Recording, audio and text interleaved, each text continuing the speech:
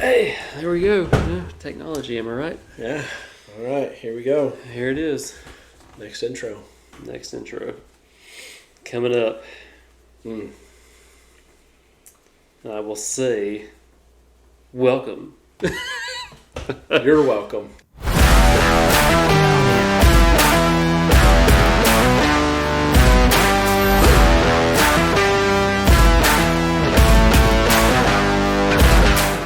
You're welcome to the Booth Customs channel. It's me, John Mark Booth, and my buddy Austin, aka the Goon Prepper, and we're here on our series about AR optics. And today we're talking about the LPVO. The most popular thing on the market right now. Yes, currently, thanks to certain policemen in Tennessee, I believe, or due in large part, I should say. Well played. Well played, man. Nice job. Proud. So, LPVOs, the common purpose behind those. I mean, it's the jack of all trades and master of none. Yeah. You have a 1X, which isn't really a 1X. And then you have a 6, 8, or 10X, which is usually great if it's 6, sometimes good if it's 8, decent if it's 10. Yeah. Well, and the thing, too, about, so LPVOs, right? Generally speaking, the reticle that is attached to it is not for precision shooting. Right. It's, you might have crosshairs, you might have a chevron, depending on which kind you buy, but it's not made for making small groups. It's made for hitting your target in Minecraft at a, reasonable distance. Extending past the three times capabilities of a red dot with a magnifier. But you're not going to be making clover leaves for the most part with an LPVO. You could, I'm not saying it's not possible. For sure. But generally speaking, it's not a fine-tuned sort of deal. It's I have this target that I want to hit and I'm going to hit it. Right. It's for your A-zone hits. Yeah. It's to center of mass. Put down whatever you're aiming at. Right. Quick transitions. And very quick transitions. Yeah. Competition shooting, it's great for that because, you're engaging targets close up and then you go out and you have one that's way further out. You just flip your magnification up to whatever and knock it out. Right. So I have it on this rifle. This is set up kind of as a general purpose rifle. If I have it on one time, I could use it for home defense. It's not as quick a target acquisition as a red dot would be, but it's still quicker than a, traditionally scoped rifle would be. And then if I want to take it to the range and shoot out to different distances using a competition, LARP with it, or what have you. The LARP game is strong. The LARP game is strong. It is just strong with an LPVO. It's good for that too. Right. This particular has a vortex on it, which I think the vortex LPVOs are now 450 to 550, something like that. I think so. That sounds right. Yeah, when I got this one, I got a really good deal on it, and vortex was not the name it is yet. I got it for $350, so I lucked out. Yeah, on that one. This is a Strike Eagle. Yes, Strike Eagle. Yeah, it's the 1x6. Sometimes I wish I had the 1x8, but honestly, the 1x6 is going to do what the LPVO needs to do. Right. Which is not tack drive. It's ringing that steel out. Exactly. 500 plus yards. So for sure, and I mean, kind of. Just a shameless plug for my Strike Eagle as well. You put it on a well built, accurate rifle. Yeah. I'm consistently 12-inch or tighter groups at 600 yards. I mean, that's That's fine. It's pretty dang good. That's perfect. Yeah. So, and once again, it's a 1 to 6. So, it does what it's supposed to do. Yeah. Like you said, it's not supposed to be a tack driver out to 800 yards, 800 meters. Get a scope. Get a scope. A real scope. But understand that it's going to add a lot of weight to your rifle. Right. And we'll talk about scopes later. But no, for your mid ranges and for your, I think that the LPVO is probably one of the best compromises, overall compromise, because you could do a flip to side red dot. You could even do like the Primary Arms has a 6 power. Yeah. Flip to side, in which case you're going from a actual 1x to a true 6x. But unless you have a holographic red dot, you're going to blow out your red dot for sure. Yeah, no, that's that's the good thing about LPVOs, and it's like the Vortex. Like, it's got an etched reticle, and the reticle does not change size relative to the magnification. Like, you're going to have the same size reticle. Like, obviously, once you blow that target, like, you're not going to be able to see like your entire target through the reticle, but you wouldn't anyway, because it's first focal plane.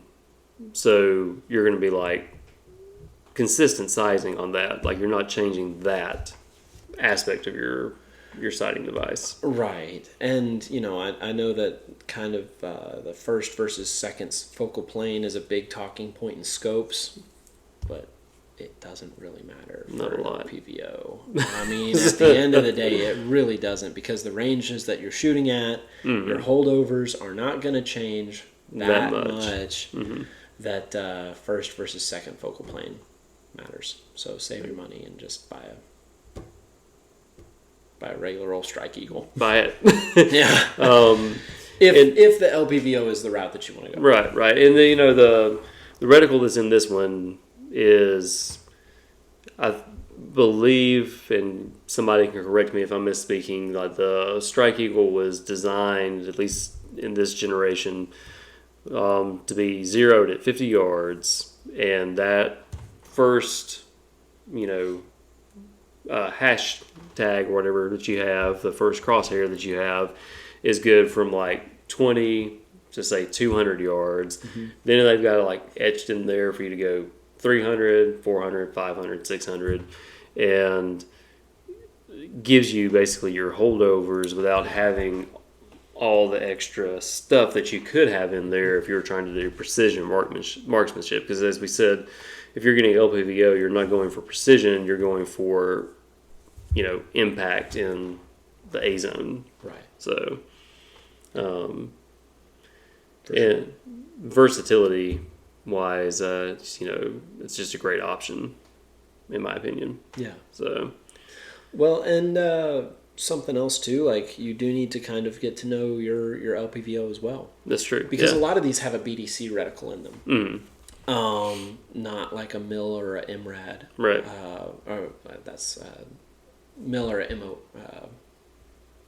MOA. Thank you. It's been a long day at the range. The sun got to me. Yeah, I was like MRAD and MILDOT. That's the same number. But yeah. So a lot of these have a BDC. So primarily, what I shoot through my 16-inch AR, which we're going to show in the next video, is 77 grain. So my holdovers are a little bit different. Right. But I still have those holdovers. And having a BDC reticle, some people kind of crap on them because it's like, well, it's not accurate to every single rifle and every barrel length. No, it's not. So go learn your BDC. Well, that's, because they are handy. They are nice to have. And it does make it easy when you're, transitioning between target distances, and you already know, okay, so at 600 yards, I need to hold at the 8 on my BDC. But with 55 grain, I can hold at the 6. Right. It's stuff like that. Like, just, there's nothing wrong with the BDC reticle. There's nothing wrong with the LPVO. It's just a more specific need that it fills. Yeah, it was made for 5.56, and then like going beyond that, primarily what shot out of 5.56 is like what the 62 grain and the 55 grain. And then 77 if you and 77 if you're like trying to like but, really reach out. But like as far as like ammo that people are like the vast majority of people are shooting is probably like the lower grain. Yep. I would say. Yeah, because for that's sure. the cheaper stuff that Right. you buy and you like plink at the range with and you can get whatever. 55 and 62 grain anywhere. Yeah, right, exactly. So being made for that doesn't make it not good for heavier grain stuff. It just means that you need to learn how it shoots with that. Right. And once you've learned that, then you're good to go. My opinion. And honestly, I agree with it for sure. Because the LPVO is not truly a do-it-all option. I mean, that's what I said. Yeah, and there's no do-it-all option. There's no, and that's why you need to know going into it. Yeah. What do I want this rifle to do? Mm-hmm. And if I want it to be that LPVO kind of set of uses, then perfect. Yeah. I mean, I would say like general purpose. It probably has a wider range than any other optic. Right. But it's like there's still like gaps that it doesn't fill. Right. Like it'll like get a little bit into the red dot side, get into the little traditional scope side, but it's not going to like go further than like the Exactly. dipping your toes in the water. Because can you clear rooms with an LPVO? You can. Obviously you can. And we both know from personal experience, you can take an LPVO out to 600 yards, just fine. But is it as good at clearing rooms as a red dot? Probably not. Probably not. No, but, I mean, because like think about, so with red dots, one thing you don't have to worry about, eye relief. Right. With the LPVO, you still have eye relief. Yeah. So you can do it, but you just have to be really, really good. Right. I don't mean to interrupt you, but that's just like. But that's it. Yeah. That's exactly it. So get really good with clearing rooms with a red dot and or with an LPVO, and clearly it can be done. You can lay down some hate. Yeah. And it's the thing with it doesn't add, like you said, a ton of weight to your weapon. It is going to add more than a red dot For sure. but it's manageable. And so that makes it good for like if you're going to be either in like a closer range, dare I say close quarter situation, and then you might like go outside and have to be like rucking across some, countryside. Right. It's probably not like the best thing for hunting game or something like that, but it's pretty good for Minecraft. Right. And competitions.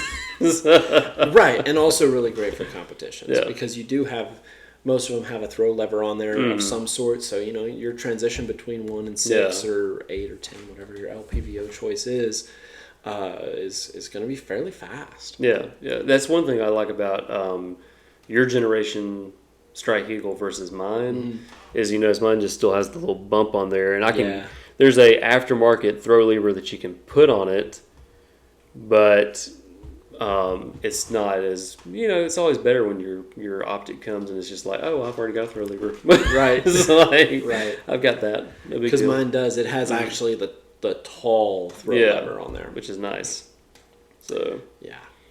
And so something else to kind of take into consideration with LPVOs as well is the high side of the magnification, because I know that a lot of people talk about how obviously 1-6 easy with that amount of glass, that weight package, your objective lens and all that. 1-6 is fine, but I know that with a lot of 1-8s and with most 1-10s, your eye box is tight. You usually have some fuzzy edges just because your objective lens, the light that you're getting in, is so small. Oh yeah, for sure.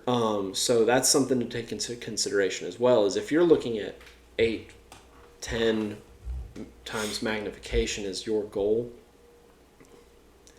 consider an LPVO, maybe like the Razor, the Vortex Razor Yeah. or the Primary Arms PLX series. I've heard that those 1 to 8s are fantastic, but from what I've heard, what I've seen, 1 to 10s struggle. Yeah, yeah. Well, I mean, it's like you said, the light gathering capability is just not superb with LPVOs, and that's and that's kind of like another thing that makes them not great for hunting, because hunting you're liable to be like in a like early dawn situation where there's not a lot of light, or a dusk situation where the light's going away, and then everything's going to get blurry through that LPVO. You're not going to have that clear picture that you would have through a regular scope. Exactly. So, there's like pros and cons to any optic. No optic's going to do it all. You got to choose the one that fits your scenarios the best. Right. So, for sure. And you can price range on these. Like we were saying, like this, I think Primary Arms now is in like the $300-ish price range. Yeah, their SLX series is very affordable. Yeah, very affordable. Put one of those on a 300 blackout pistol that I built. That thing is like super clear and crisp. Nice. Then you got the Vortex, which is getting up into like the more the $500-ish range, and then you can obviously go further than that into Laz range. Night Force, yeah. Which actually, once again, Laz had when he showed up at the range today, I saw the Night Force. I was like shocked but not surprised. Right. Yeah, you can really spend high-end scope money on an LPVO. Right. And in all honesty, if you're going to spend scope money, buy a scope. Yeah. Because a Strike Eagle will do everything that an LPVO is supposed to do. For sure. Yeah. For its intended purposes. This is one of the things where I feel like the hype versus usefulness comes into play, because the Strike Eagle, it's a mid-range as far as price goes, but it will do everything that you want it to do. Right. You could spend $1,000 or more on Night Force or whatever else, and there's the kind of like there's a group of people that'll be like, well, your scope should cost as much as your gun. Like I've heard it said before. Or twice as much. Especially if you're going like Steiner Night Force. Right, yeah, like twice as much as your gun is like, okay. However, if you can do the same thing for less, I advocate for that. Right. So. And there's something to be said for glass clarity. Obviously. And light transmission, obviously. However, when your objective lens is 24? I think it's 24 millimeter for a 30 millimeter, and then 28 for the 34s. So at best, you have a 28 millimeter objective lens, and your 6 to 8 power. Spending over $1,500 on something that's a 6 power, 8 power. I mean, come on. Yeah, I mean, that seems unnecessary. Yeah. It seems unnecessary. Science is science. So, it's only going to do. At 6 power, you're probably not going to be going past 800 yards. Well, I mean, that's a 5.56 typically that you see LPVOs on anyway. Your effective range is technically past 1,000 meters, but your average person is not going to be making those shots. Yeah. But out to 600 meters is perfectly fine to take a 5.56. A 1 to 6 will get you there. Yep. 1 to 8 will get you there comfortably. No need to drop a fortune on. Yeah, I mean, because honestly, like, once you get past the 1 to 6, like into the 8 or 10 range, like that's honestly just user preference, in my opinion. It doesn't make it any better. Yeah, per you're se. not more accurate. Yeah, you're not more accurate with that extra magnification. It's just like what you are comfortable with and what you have decided to be comfortable with. Right. So, getting comfortable with your setup, we're gonna like beat that into the ground and break it off on this channel. But Yeah. But I feel like that's a good thing. yeah, it's like I mean, train, shoot, Right. shoot, and this will do what you need it to do. Hands down. Yeah. Every time. Every time. And, and also, as you can see, one thing that's pretty neat to me is like even with this A2 front sight on my rifle, if I'm at 1 or 2 power, I can sort of see it. Crank up past that, and the light becomes invisible. Yep. And it's not a detriment. And I have the ability to, if I want to, throw a backup iron sight back there. This is a quick detach mount from Burris, which is their pepper mount, and it's great. Mm-hmm. Like you sort of have to be careful when you're going with quick detach mounts, in my opinion, because some of them like don't hold zero very well. But I've never had an issue with that pepper, and I've even taken it off, put it back on again, and still have the same zero that I had before. But at any rate, if like for some reason like you ran over your gun with a truck or something like that and smashed your optic in the middle of a competition, you could take it off and still use your backup sight. Right. So, Right. or in Minecraft. Or in Minecraft. Just as long as your optic isn't what takes the hit. Right. Yeah. Yeah.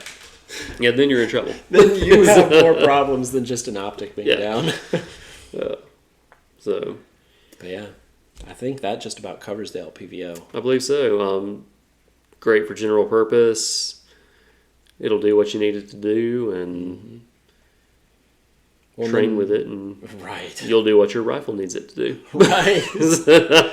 Well, next week when we come back, we'll do the LPVO with a top-mounted red dot as well, or just a backup red dot in general, because some people do the side. Yeah, well, there's definitely advantages to that, which we will cover next week. Yeah. So stay tuned. So make sure you tune in again next week for that episode. And thank you for tuning in this week for this episode. Yeah. Right. Like, comment, subscribe, share it, and let YouTube and Instagram know that we have a voice. As we do. We'll see you next time. See you next week.